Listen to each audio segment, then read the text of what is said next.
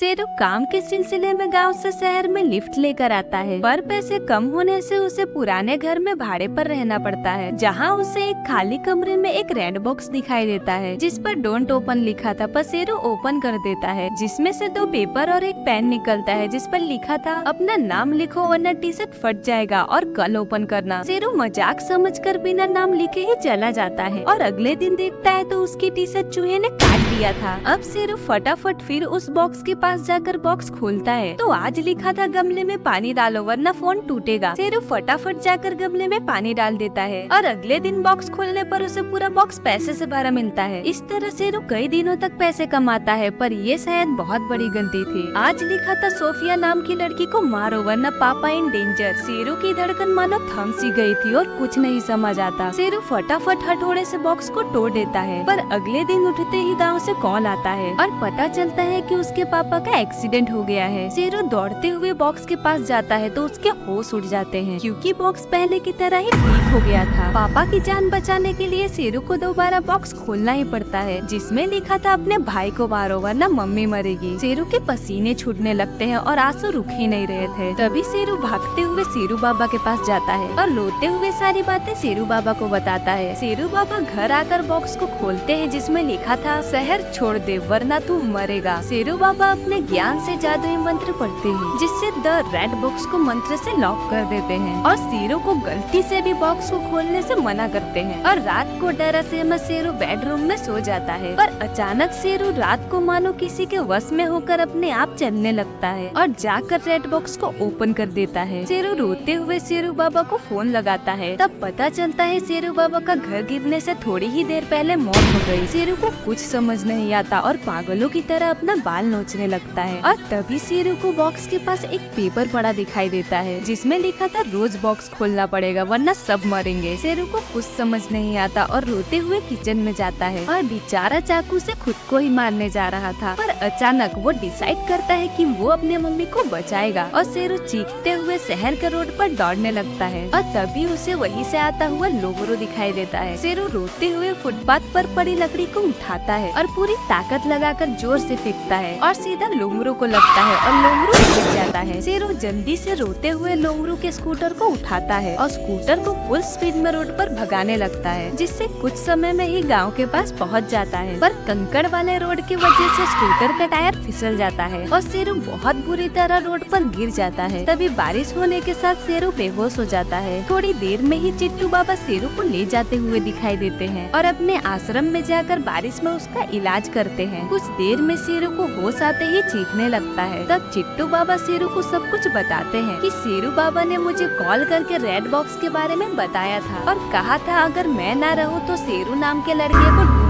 शेरू रोते हुए बताता है कि उसकी मम्मी की जान खतरे में है। तब चिट्टू बाबा एक जादुई लाल पाउडर शेरू को देते हैं जिसको बॉक्स पे डालते ही उसमें की आत्मा बाहर आ जाएगी, पर तुम्हें यहाँ लाना होगा तभी मैं उसको मार पाऊंगा। तो शेरू कहता है जब तक मैं जाऊंगा तब तक तो सुबह हो जाएगा। तब चिट्टू बाबा हजारों आत्मा को कैद की हुई शैतानी बाइक को निकालते हैं जिसको शेरू फुल स्पीड में चीखते हुए भगाता है और सिर्फ मिनटों में ही अपने घर पहुंच जाता है। शेरू फटाफट लाल पाउडर को बॉक्स पर डाल देता है। तभी शेरू चौंक जाता है क्योंकि उसमें से तेज रोशनी निकलती है और देखते ही देखते बॉक्स में से डरावनी हंसी के साथ चुड़ैल निकलती है और वही खड़े होकर शेरू को घूरने लगती है। शेरू डर के मारे कांपते हुए चीखने लगता है। तभी चुड़ैल तेजी से शेरू के पीछे दौड़ने लगती है। शेरू दौड़ते हुए सड़क पे आ जाता है, पर तभी याद आता है कि बाइक तो पीछे घर पर ही रह गया। शेरू पीछे मुड़ के देखता है तो चुड़ैल उसके पीछे ही थी। तभी वही लोमरू दवा लेकर साइकिल से जाता हुआ दिखाई देता है। शेरू जल्दी से रोड पे पड़े पत्थर को उठाता है और जोर से फेंक कर लोमरू को वही साइकिल से गिरा देता है। शेरू साइकिल उठाकर तेजी से वहाँ से भागने लगता है, पर चुड़ैल शेरू का पीछा छोड़ ही नहीं रही थी जिससे पीछा करते करते चुड़ैल आश्रम के पास पहुँच जाती है। वही चिट्टू बाबा एक पेड़ पे खड़े होकर आग वाला तीर चलाते हैं जिससे चुड़ैल कैद हो जाती है, पर फिर भी वो हंसती रहती है और देखते ही देखते आग के घेरे को हवा में उठा लेती है और अपने पीछे आग के घेरे को ले जाती है। तभी हाथ फैलाते ही पूरा आग टुकड़े होकर गाँव को जला देती है, जो देख कर तो चिट्टू बाबा के भी होश उड़ जाते हैं। चिट्टू बाबा चिल्लाकर छुपने को बोलते हैं क्योंकि वो कहीं से भी हमला कर सकते लगती है और बाबा चीखते हुए चुड़ैल की तरफ दौड़ते हैं और उछलकर चुड़ैल को एक जोरदार पंच मारते हैं, पर भागते हुए जाकर एक घर में छुप जाते हैं। तभी चुड़ैल दीवार तोड़कर घर में घुस जाती है और अचानक चिट्टू बाबा उछलकर पूरी ताकत से पंच मारते हैं, जिससे चुड़ैल दीवार तोड़ते हुए बाहर निकल जाती है और हवा में चीखते हुए दूर फेंका जाती है और धड़ाम से जाकर एक पेड़ से जोर से टकराकर रुकती है। तभी चिट्टू बाबा शेरू को कुछ इशारा करते हैं, जो देखकर शेरू डर के मारे टेंशन में आ जाता है। पर तभी चुड़ैल उठकर हाथों से जादू करती है और अचानक एक बड़ा सा पेड़ बाबा के ऊपर गिर जाता है, जिससे बेचारे चिट्टू बाबा वहीं दफन हो जाते हैं और चुड़ैल हर घर में अब शेरू को ढूंढने लगती है। तभी शेरू एक बॉटल पर पीला पाउडर छिड़कता दिखाई देता है। असल में चिट्टू बाबा ने देकर बोला था कोई चारा ना बचे तभी इस्तेमाल करना, क्योंकि इसका परिणाम बहुत बुरा भी हो सकता है, जिससे चुड़ैल कैद होने के लिए बोतल में खिंचाने लगती है। पर अचानक चुड़ैल अपनी शैतानी शक्तियों का इस्तेमाल करती है और अचानक बोतल वही टूट के बर्बाद हो जाती है। अब चुड़ैल तेजी से शेरू को मारने पास आ रही थी। शेरू घबरा कर यहाँ वहाँ देखता है, पर ऐसी कोई चीज नहीं दिखती जिसमें कैद कर सके। तभी शेरू सारे जादुई पाउडर को खुद पे ही गिरा लेता है, जिससे अब चुड़ैल तेजी से शेरू की तरफ खिंचाने लगती है और चीखते चिल्लाते हुए लाल धुएं में बदल जाती है और पूरी की पूरी शेरू के अंदर ही कैद हो जाती है। जिसके बाद शेरू अपने मम्मी से मिलने जाता है और बेचारा थका हारा वही मम्मी के घर में सो जाता है। पर क्या ये सिर्फ अभी शुरुआत था?